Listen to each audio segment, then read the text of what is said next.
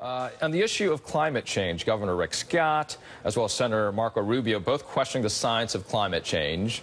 And when you look at one of the recent polls, it shows here, and I'll just give you some of the numbers here, on climate change, who do you trust more on the issue? Scientists, 56%, or Senator Marco Rubio, 33%. And Democrats, as you well know in your state, going to be focusing on this issue as they move forward in 14 as well as 16. Does this not bode well, then, for Republicans if they go up against this idea? Well, I think anybody would answer a poll and say that they believe the scientist, but you've got to understand, it's not settled science. The issue of climate change has been happening for a long time.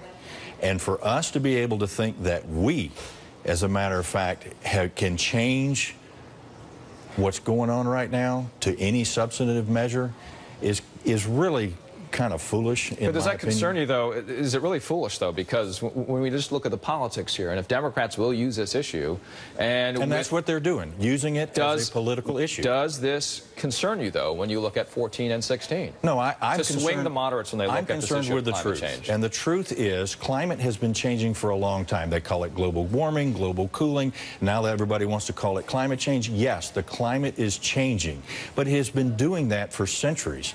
And for us to say that it is a settled argument right now, I think, again, is a foolish argument to make, because there are scientists on both sides of the issue that say that it is not settled. So you agree that it is changing?